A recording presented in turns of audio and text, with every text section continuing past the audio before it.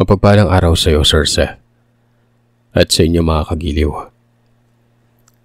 Ako po si Wilbert, kasalukuyang nakatira sa Pampanga, sa lugar ng aking naging asawa. Ang kwentong ibabahagi ko ay ang karanasan ko sa Bingawan, sa may Iloilo.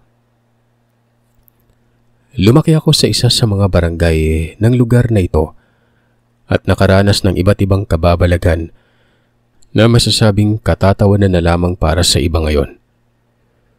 Pero para sa amin na nakaranas ng ganitong pangyayari, ay isa itong nakakatakot na ayaw naming mangyari pa sa iba. Taong 1988, 16 anyos ako ng mga panahong ito. Nagtatrabaho kami noon sa may tubuhan. Madali lang naman ang magtanim ng tubo. Hindi ito ganon kamatrabaho. Pero hindi tubo ang aming problema sa mga pagkakataong ito, kundi yung mga nilalang na nagtatago dito sa tubuhan para mambiktima ng mga kawawang tao na kanilang gustong biktimahin nun. Isang araw, nagkayayaan kaming magkaibigan na maglaro ng basketball. At dahil wala naman kaming ginagawa ng hapon na yon, kaya nagpaalam ako sa nanay ko na umalis muna kasama ang aking mga kaibigan. Pumayag naman ito kaya kaagad na kaming umalis noon. Habang naglalaro ng basketball, may isang matandang dumaan sa gilid ng ring kung kaya't hindi sinasadyang natamaan ito ng bola. Kaagad naman kaming humingi ng pasensya pero galit na galit ang matandang yon. Kung ano-ano ang pinagsasabi nito sa kaibigan ko na naging sanhi ng pagkainis nito. Kung kaya't nakapagsalita din ito ng hindi maganda sa matanda. Dahil naroroon kami, inawat na lamang namin ito. Nakinig naman ito sa amin at hindi na nito pinatulan pa ang matandang yon. Mag-aalas 6 na ng gabi nang mauna akong magpaalam sa kanilang umuwi. Ang mga kasamahan ko kasi noon ay umiinom na sa ganung edad. Pinagbabawalan kasi kami ni tatay na manatili sa labas kapag gabi na ng mga panahong yon. Marami kasing mga NPA sa lugar namin noon at napakadelikado ang makaengkwentro sila sa daan. Kung hindi ka hihikayatin ng mga ito, pagdidiskitan ka nila. Ang malala, baka mapatay ka pa. Kung kaya't maging kami man ay hindi na natili sa labas. Nakauwi naman ako ng maayos ng hapon na yon. Nagkwentuhan lamang kami ng aking mga kapatid at magulang habang naghahapunan. At doon ko nabanggit ang nangyari sa basketballan ng hapon na yon. Tinanong ako ni tate kung anong itsura ng matanda. Dali-dali ko naman itong inilarawan sa kanya. Napabuntong hininga ito at nagsabi na, "Mabuti at hindi ka nakisali sa gulo. Hindi kilala ni Rex kung sino yung nakabangga niya." Nagtaka naman ako kung anong ibig sabihin ni tatay. Kung kaya't tinanong ko ito kung may idea ba siya sa pagkatao ng matandang yon. Hindi naman na ito sumagot pa. Kaya napaisip na lamang ako kung ano ang alam niya sa matandang yon. Kinabukasan, may pumunta sa bahay para magpaani ng kanyang tanim na mais. Kaya yun naman ang pinagkakaabala namin mag-anak. Hindi ako nakasama sa mga kaibigan ko ng mga oras na yun na maglaro ng basketball. Sumunod na araw, maaga pa lamang ay nakarinig na ako ng mga usap-usapan sa labas ng bahay. Gawa kasi ng pagod ko sa maghapon kung kaya't huli na rin akong nagising noon. Paglabas ko ng bahay, nakita ko si tatay na may kausap sa labas ng aming bakuran. Hinayaan ko lamang din naman sila mag-usap noon. Hanggang sa narinig kong nabanggit nila ang pangalan ko. "Hindi ba kasama yung anak mo sa kaguluhan kagabi, pre?" Tanong ng kausap nitong si Manong Tony. "Hindi, pre. Nag-aani kasi kami ng mais kahapon. Alas 7 na kami ng gabi na kauwi kaya pagod na si Wilbert." Sagot naman dito ni tatay. Narinig kong sinabi ni Manong Tony na nagkagulo umano sa basketballan at sangkot ang kaibigan kong si Rexton. Nakaaway nito ang sinasabing apo ng matandang nakainkwentro din ito nung nakaraang araw. Tinawag ito ni Manong Tony sa pangalang Dapol. Mukhang sunod-sunod yung basag ulo na kinasasangkutan ni Rex ngayon Patanong na wika ni tatay kay Manong Tony. Si Manong Tony, tiyuhin ni Rex. Di ko din alam sa batang yan, pre. Puro sakit ng ulo yung binibigay sa magulang. Pumunta naman ako sa kusina para magtimpla ng kape. Maya-maya lang ay aalis na naman kami ni tatay. Magtatrabaho sa maisan. May isa pa kaming taniman ng mais na kailangang anihin. Maya-maya pa, umalis na rin ang kapitbahay ni tatay kung kaya't pumasok na rin ito para mag-almusal. Pagkatapos namin mag-almusal ay naghanda na rin kami para umalis.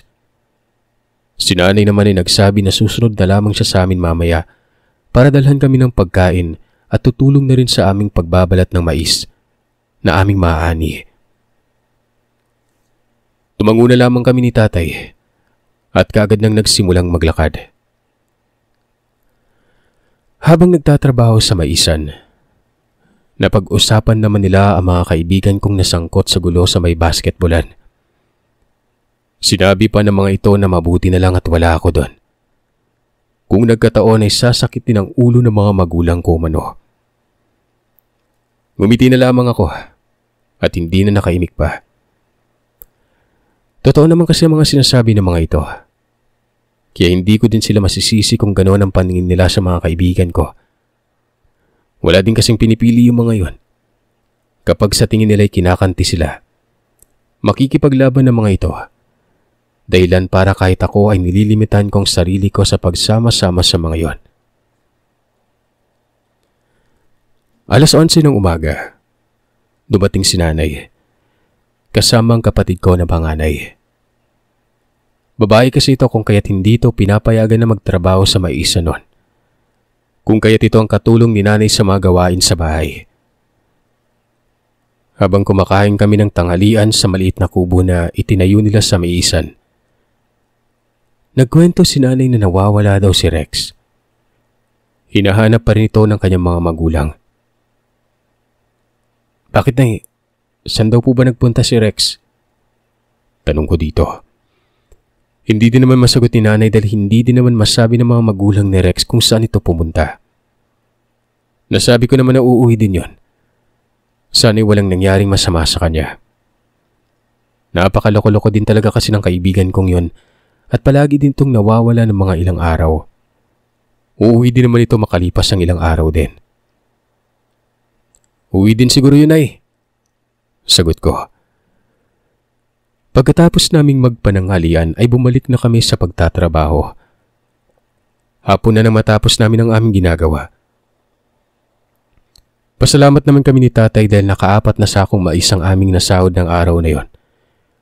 Kung kaya't gano'n na lamang ang saya ng aming nadarama. Noong unang panahon kasi, malaking halaga na ang 2 sako ng mais. Kapag napadpad na kasi ito, makakakuha ka ng 2 sako. Padpad ang tawag namin sa manong-manong pagiling ng mais para mahiwalay ito sa kanyang kahoy at maging butil na lamang. At dahil wala pa namang makina nung araw, kaya mano-mano ang aming ginagawang pagpadpad sa mais na ito. Nung gabing yon, may tumawag sa bahay at tinahanap ako. Lumabas naman ako para tingnan kung sino yon. Nakita ko na magulang pala ito ni Rex kung kaya't pinapasok naman namin ito. Tinanong nila ako kung nakasama o nakita ko ba si Rex doon. Sinagot ko naman ng mga ito na 2 araw ko nang hindi nakakasama o nakakalaro man lamang sila Rex. Nalabala kami ni tatay sa pagtatrabaho. Umiyak na yung nanay ni Rex habang nagkikwento kung gaano siya nag-aalala sa anak niya. At dahil sa naawa ko sa nanay ni Rex noon, sinabi ko dito na tutulong kami sa paghahanap sa kanya. Todo hanap kami sa kaibigan ko ng gabing yon, pero hindi pa rin namin siya mahanap. Hanggang sa inabot na lamang kami ng madaling araw. Habang naghahanap kami noon, may mga naririnig kaming hindi kanais-nais na huni. Kasabay nun ay ang biglang pag-alingasaw ng amoy na para bang may nabubulok sa paligid. Hinanap namin ni Opoy, isa sa kaibigan namin ni Rex, kung nasaan ang umaalingasaw na amoy na yon. Teka tol, parang papunta sa sapa yung amoy ah. Sambit nito. Sinundan namin kung saan nagsimula ang hindi kanais-nais na amoy. At doon kami dinala sa may sapa kung saan may nakatumbang malaking puno ng niyog. At ang puno ng niyog ay nasa tubig na kalubog nun. Nang marating namin ang lugar, ay mas lalong tumapang ang amoy na ito. Talagang nasuka kami, Sir Seth. Halos mag-alas 4 na yun ng madaling araw kung kaya't sumigaw kami para marinig kami ng mga kasamahan namin. Dali-dali namang pumunta mga ito sa kung saan kami naroroon. Kagaya namin ay halos masuka-suka din ang mga ito sa amoy nang nabubulok na hindi namin malaman kung anong klaseng hayop nun. Pinagtulungan naming mabuhat kahit konti ang puno ng niyog at ganun na lamang ang pagsuka ko nang makita ko ang damit ni Rex. Nasuot-suot niya nung oras na nawala siya. Napamura kaming lahat sa nakita nun. At dahil parang nakangat ang katawan nito sa tubig, ginamitan namin ito ng sako para maialis ito sa tubig nun. Ganoon na lamang ang aming kilabot nang makita namin ang wakwak nitong tiyan. Wala nang lamang loob at naaagnas ng katawan niya. Ganoon na lamang ang sigaw ng kanyang ina. Halos hindi ito makapaniwala sa sinapit ng kanyang anak. Pero wala na eh. Nangyari nang hindi dapat mangyari. At wala naman kaming masisisi sa nangyari kay Rex. Hindi na rin yun pwedeng iimbalsa mo pa, Sir Seth. Kung kaya't kagad na lamang itong ipinasok sa kabaong at inilibing sa mismong araw din na yon. Nagpasalamat naman sa amin ang ama at ina ni Rex. Masakit man ang nangyari pero kailangan na lamang naming tanggapin ang kapalaran ng kaibigan namin.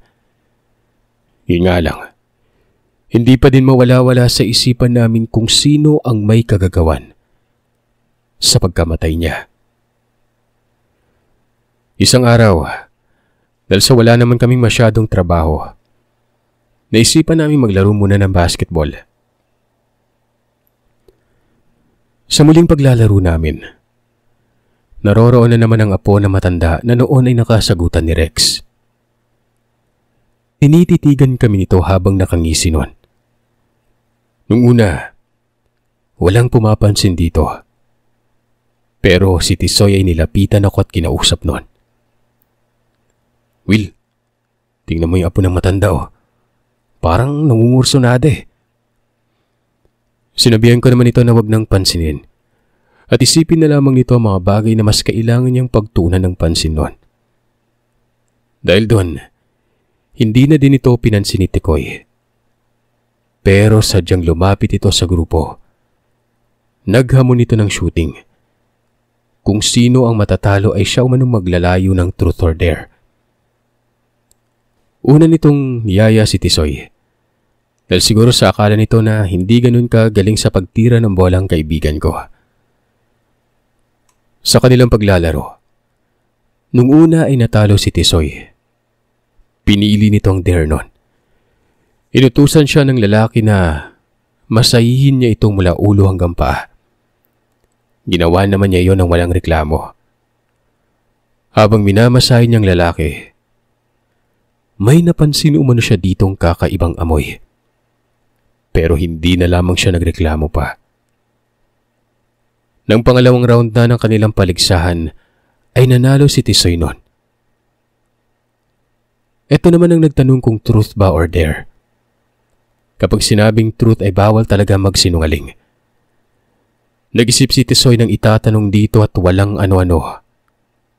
Nagtanong ito ng, may kinalaman ba kayo ng lolo mo sa nangyari kay Rex? Diretsyong tanong nito.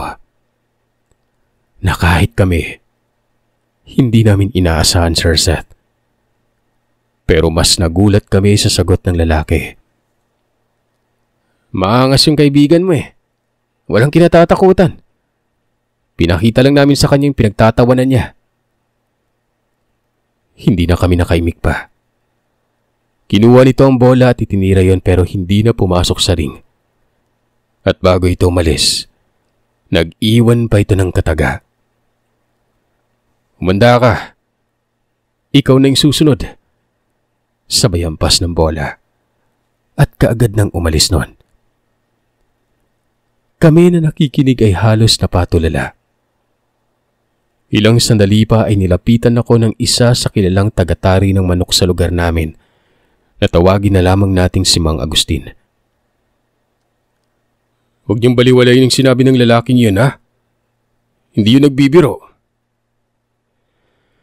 Napatingin naman ako dito na namamanga sa sinabi. Hindi ko lubos maintindihan kung paano nito nalaman ang pagkatao ng lalaking yon.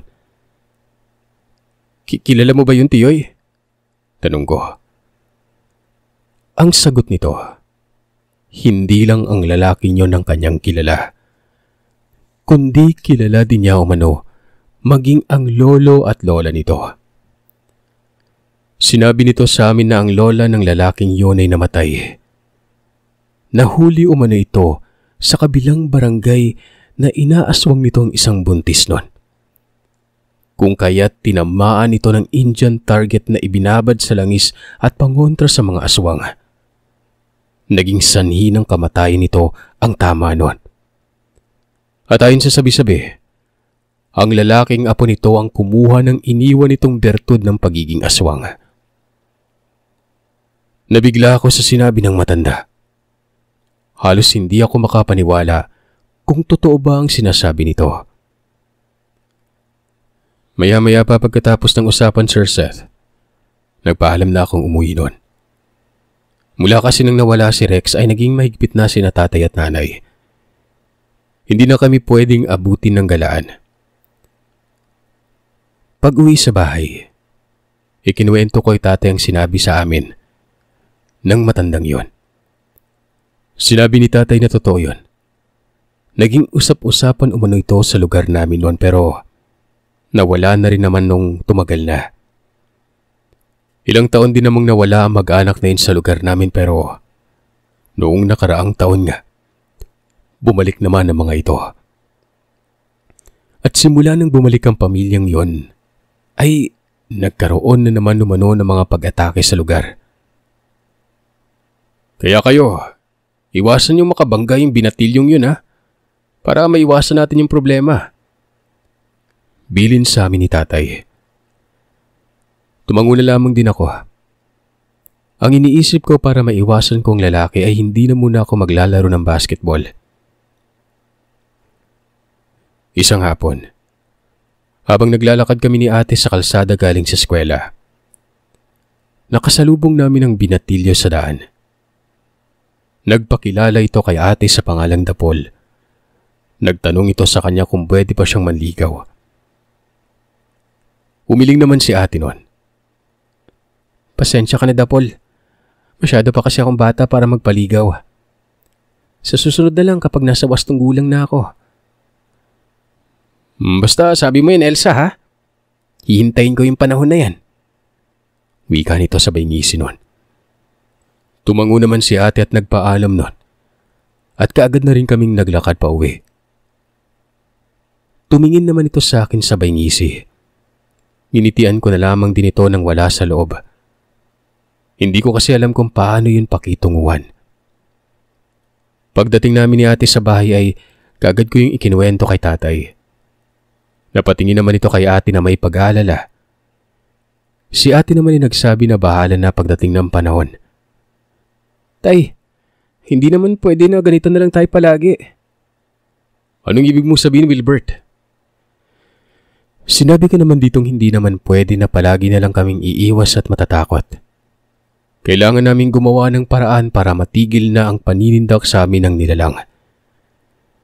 Tinanong ko si tatay kung may alam ba siya o kilala ba siyang tao na pwedeng tumulong sa amin noon.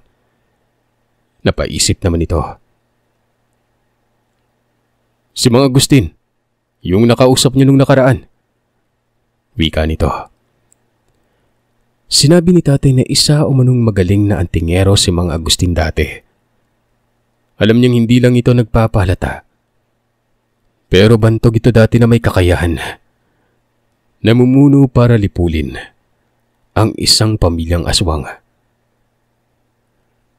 Naisipan kong kausapin si Mang Agustin nung sumunod na araw. Nang walang ano-ano ay nagwika si tatay ng, kailangan ko makausap si Tio Agustin bukas. Walang mangyayari kapag puro iwas lang yung gagawin natin. Wika pa nito. Dahil sa sinabi ni tatay, napao ako nun. Napanatag ako. Alam ko kasing kapag sinabi niya ay ginagawa niya.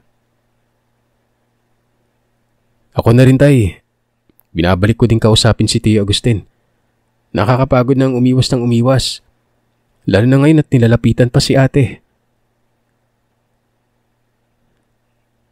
Lumipas pa ang ilang oras nun. Kasalukuyan na kaming nakahiga para matulog. Si ate at ang bunso ay may sarili silang silid. Ako naman ay nasa kabilaring silid. Sila nanay at tatay ay nasa sala natutulog. Nang walang ano-ano, may narinig kaming huni ng wak, wak, wak. Ang mga huni nito ay tila ba bumubulong lamang sa likuran na bahagi ng silid tulugan nila ate. Lumabas ako ng silid para gisingin sila tatay. Pero nagulat ako nang makitang gising na mga ito. Nagmamatsyag. Ilang sandali pang lumipas ay lumabas na sila ate at Marga sa loob ng kanilang silid. Sumiksik ang mga ito kay nanay dahil natatakot ang mga ito sa may silid nila noon. Pumasok si tatay sa kwarto nila. Pag-apak niya sa sahig noon, kitang-kita niyang may parang anino na nasa silong. Nakikita yun sa maliit na butas ng sahig na kawayan. At dahil sa naaaninag niya ay kinuha niya ang lampara at binuksan, kasabay ng pagtingala ng mga ito ay ang pagbuhos ni tatay ng gas na laman ng lampara. Sa pagkakalam ni tatay ay tumama ang likido sa nakabuka nitong bunganga. Kung kaya't nakarinig kami ng hiyaw nun. At rinig din namin ang mga takbuhan palabas sa may silong namin. Nataranta pa nga ata yung nilalang na yon. Dahil ramdam namin na bumangga pa ito sa mga isa sa haligi ng tahanan namin. Umuga ang bahaging yun ng bahay. Mabuti na lang at matibay ang bahay namin na yon. Kung hindi, malamang ay napasok na kami ng nilalang. Habang lumalayo ang paghiyaw ng nilalang, ay animoy umiiba din ang tinig nito na para bang habang lumalayo ay nagiging tunog ito ng paghiyaw ng isang taong nasasaktan. Napaisip kami kung anong klaseng nilalang ang nasa silong namin. Kinabukasan, umagang-umaga pa lamang, tiningnan na ni tatay kung may bakas sa silong ang nilalang pero wala. Naanimoy ang nilalang kagabi ay hindi man lamang nakapasok doon. Hanggang sa maya-maya pa, nagulat na lamang kami nang nasipat namin si Tio Agustin na pumunta sa bahay. Nakangiti ito habang papalapit sa bakod. Dali-dali itong pinapasok ni tatay sa tirahan at walang ano-ano ay nagsasabi ito ng hindi maintindihan ng mga kataga. Pasensya na kayo. Kailangan ko maglagay ng sabulag para sa inyong proteksyon. Wika nito. Sumagot naman si tatay. Naiintindihan namin ito eh. Maraming salamat at nandito ka para bisitahin kami. Sinabi nito na batid niyang may nangyari kagabi at alam niyang napinsala ni tatay ang nilalang. Sinabi nito na hindi imposibleng babalikan kami ng mga nilalang kung kaya't naroroon siya. Dahil kailangan namin paghandaan ang muling pagbabalik ng nilalang na yon. Nagpasalamat naman kami kay Tio Agustin dahil siya na mismong pumunta sa bahay. Anong kailangan namin gawin, Tiyoy? Ayon dito, kailangan namin gumawa ng bangkaw na gawa sa bagakay. Sinabi din ito na kailangan naming mapalibutan ng tinik ng makabuhay ang aming mga bintana. Hindi naman kami nag-aalala sa aming bubong gawa ng gawain sa yero. Kung kaya't hindi basta-bastang masisira ng nilalang ang bubungan na yon. Dahil sa sinabi ni Tiyoy, ay hindi na kami nakapagtrabaho ng araw na ito. Mas inuna muna namin ang aming magiging kaligtasan. Nang magawa na naming lahat ang mga kakailanganin namin ay nagpahinga na muna ako saglit. Hindi kasi ako nakatulog ng maayos kagabi. 3:00 na ng hapon nang magising ako. Dali-dali ko namang naabutan si tatay na umiinom ng kape sa bakuran kasama itong si Tiyoy Agustin. Kung kaya't lumabas na lamang din ako para makipagkwentuhan sa mga ito. Habang nag-uusap sila, biglang dumaan ang matandang si Ponyong. Huminto ito sa harap ng aming bakuran at diretsyong tinitigan ng aking ama. Nakipagtitigan din naman si tatay dito. Pinakita niya sa nilalang na yon na hindi siya natatakot anuman ang gawin ito. Si Tiyoy Agustin naman ay pinapanood lamang ang nilalang. Hinihintay nito kung ano ang kanyang gagawin. Ngumisi lamang itong matandang ito. Ngumisi ito kay tatay at sumenyas ito ng kamatayan. Nagulat ang nilalang nang itong si tatay. Pinapaypayan itong matandang ito na para bang niyayayang pumasok. Dahil sa ginawang yun ni tatay, umiba ang mukha ng nilalang. Halatang nagalit ito sa kanyang ginawa. Mas lalo pa itong nagtiimbagang nang kinuha ni tatay ang kanyang itak at itinusok sa lupa. Pagkatapos ay umalis na lamang ito at naglakad palayo. Habang napapailing na lamang si Tiyoy Agustin sa nangyari. Tiyoy, bakit parang hindi ka nakikita nung matandang yun? Tanong ko. Sinadya kong hindi magpakita sa kanya para hindi niya isipin na may tumutulong sa inyo. Halos hindi ko maintindihan kung paano niya ito ginawa. Samantalang nasa tabi lang naman siya at nakatingin din sa nilalang na yon. Naintindihan ko na lamang nang sinabi niya na umusal ito ng sabulag. Ganun pala ang ginagawa ng manggagamot at ang tingero para maitago ang kanilang presensya. Dahilan para hindi malaman ng kanilang kalaban na nasa paligid lamang sila. Lando, ihanda mo ang sarili mo mamayang gabi. Sigurado ako na babalikan ka ng demonyong yon. Pagpapaalala ni Tio Agustin kay tatay. Tumango naman dito si tatay at kasunod noon ay tinuruan na kami kung ano ang kailangan naming gawin para mapanatiling ligtas ang aming pamilya.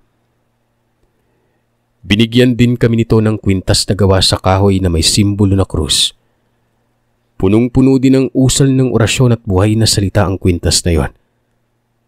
Bawat isa sa amin ay binigyan ng pangontra. Sinabi ni Tio Agustin na hindi kami basta-basta malalapitan ng nilalang basta suot namin ang kwintas na yon.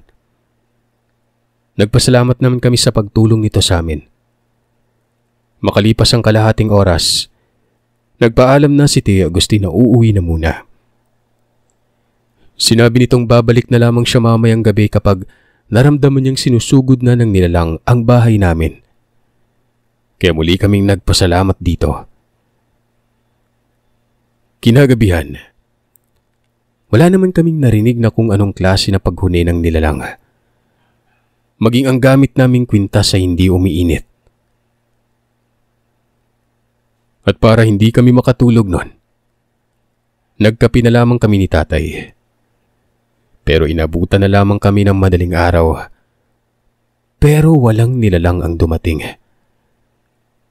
Nakatulog na lamang kami ni tatay pero walang ano-ano ay nagising kami sa tawag ni nanay. Sinabi nito na naghihintay sa labas si Tio Agustin. Dali-dali kaming bumangon at lumabas para kausapin ito. Paglabas, Minadali kami ni Tio Agustin. Ayon dito ay may kailangan kaming malaman tungkol sa kaibigan kong si Opoy. Kung kaya't kahit hindi pa man din nakapagkape, nagmamadali na kami ni tatay na sumunod dito. Pagdating namin sa bahay nila Opoy, nakita ko na lamang na todo na sa pag-iyak ang kanyang ina, habang nakatunghay sa isang bangkay na natatakpan ng kumot. Maya-maya ay dumating na ang imbalsamador, na noong mga panahon na yon, sa likuran lamang ng bahay nang namatay iniimbalsamo ang bangkay. Hindi ako makapagsalita sa pagkabigla, Sir Seth. Hindi ko alam kung ano ang nangyari sa kaibigan ko. Bakit siya namatay ng ganun kabilis? Isang araw lang kaming hindi nagkita. Pero ngayon ay kita kong bangkay na ito. Tiyoy, hindi ba pwedeng sumama tayo sa pagroronda mamaya? Tanong ko kay Tio Agustin. Sumagot ito ng pwede naman. Nagtanong ako sa kanya kung anong armas ang pwede kong gamitin. Pwede naman ang itak ni tatay. Tumulong na muna kami sa pag-aayos ng tolda para sa mga taong nakikiramay sa pamilya. Hindi ko pa nakausap ang nanay ni Opoy tungkol sa nangyari nun, kung bakit ito namatay at sa anong dahilan. Pero ayon kay Tio Agustin, nakainkwentro nito ang binatilyong si Dapol. Nagkainitan sa basketball na siyang tinitingnan niyang dahilan kung bakit ito tinambangan. Ayon sa kwento ng mga kabataan na nasa basketballan ng mga oras na yon, kinansyawan ni Opoy ang binatilyo dahil nagkaroon nito ng mga lapnos sa bunganga. Sinabihan nito ang binatilyo na nakakain ng maraming asin kung kaya't nasunog umano ang bunganga nito, lalo na't hindi ito nakakapagsalita ng maayos. Dahil sa ikinuwento ni Tio Agustin, naalala ni tatay ang nangyaring pagbuhos niya ng gas na galing sa aming lampara sa silong, kung saan nakita niyang nakanganga ang nilalang. Kaya naman lumakas ang kutob ni tatay nun, na posible kayang itong si Dapol ang nilalang na yon. Pagdating namin sa bahay, hindi ako kumbinsido sa itak ni tatay kung kaya't naghanap pa ako ng pwede kong magamit na armas. At ang nakita ko, ang bara na gawa sa bakal. Ginagamit yung bara sa pagbungkal ng matigas na lupa. Pinatalas ko palalo ang dulo nito na siya namang binalot ni Tio Agustin ng mga orasyon at buhay na salita. Kinagabihan, sumama ako kay Tio Agustin. Samantalang si tatay naman ay sumama sa grupo ng mga tanod. Hinati namin ang grupo sa 4. Tagtatlo sa bawat grupo. Tanging 2 lamang kami ni Tio Agustin sa lugar kung saan kami pumwesto noon. Pinili kong doon kami maghintay sa taas ng maliit na sapa, kung saan may 2 puno ng kawain na magkatabi. Mag-aalas 10 na ng gabi nang may narinig kami noon. Tila ba may nilalapang kung ano sa tubig ang kung anong nilalang. Nang tingnan ko ito, may nakita akong isang babae. Maya-maya ay sumigaw ito na tila ba nakikipaglaban sa nilalang na yon. At nagulat ako, Sir Seth, nang marinig ko na ang sumisigaw ay parang kaboses ni Ate Elsa. Dali-dali kami ni Tio Agustin na saklolohan ito. Binato ito ni Tio Agustin ng buhay na kataga. Pero walang ano-ano. Bigla na lang may lumabas pa na isang nilalang na nasaan yung baboy nun. Pasugod ito kay Tio Agustin. Dahil nakatalikod dito sa akin ay kaagad kong hinataw ito ng bara sa ulo. Hindi ko alam kung tinamaan yon. Doon na parang naistorbo ang isa pang nilalang sa sapa. Napalingon ito. Dali-dali niyang binitawan si ate at mabilis na tumakbo palapit sa akin noon. Pero mabilis kong hinampas na naman yun ng bara. Si Tio Agustin naman ay kaagad na pinako nito ng buhay na salita ang nilalang na sumasalakay sa kanya. Sa bilis ng galaw ng nilalang na umatake kay ate, hindi ko ito napuruan. Bigla ako nitong sinuwag na naging sanhi para tumilapon ako sa kawayanan. Napasigaw ako sa sakit gawa ng may mga tinik na bumaon sa likuran ko. Dali-dali akong hinabol ni Tio Agustina. Nangihina ang nilalang pero nakakaya pa rin itong labanan ng nooy may edad ng antingero. Si ate naman ay hindi alam kung ano ang kanyang gagawin. Pero na makita niyang akma ng wawakwakin ng nilalang ang tiyan ng antingero noon, ay dali-dali niyang kinuha ang bara. Sinaksak sa likod ng nilalang na naging sanhi para mabitawan nito si Tioy. Pilit na kinukuha nito ang bara pero hindi niya abot ang gitna ng kanyang likuran. Dahil doon, unti-unti nang bumalik sa pagiging tao ang anyo ng nilalang. At nang makabalik ito, doon ko nakita ang tatay ni Dapol. Ang nilalang naman na pinako ni Tioy Agustin ng mga espiritual na pako ay ang matandang si Ponyong. Si ate naman ay kaagad kong tinulungan na matanggal ang mga tinik na tumusok sa likuran ko. Napapahiyaw ako sa sakit nun. Ilang sandali pa, may narinig na kaming mga boses at yun ay pangkat nila tatay. Kasama nito ang tatay ni Opoy. Nabigla na lamang sila sa ginawa nito dahil biglang tinaga ang ulo ng matanda nun. Na sa isang taga lamang ito, naputol talaga ang ulo na yon. Habang inaayos nila ang pagsusunog ng bangkay ay inuwi na ako ni tatay at ni ate sa bahay. Mag-umaga na nang matapos lahat. Samantalang inabot naman ng 1 linggo bago humilom ang mga sugat ko sa may likuran. Magmula noon ay hindi na namin nakita pa si Dapol. Walang nakakaalam kung saan ito pumunta. Matapos ang ilang buwan na taon, bumalik na ang dating sitwasyon sa lugar namin. Nakakagalaw na kami ng walang kinatatakutan. At wala nang dumadayo o bumabalik pa sa amin na mga alagad ng dilim.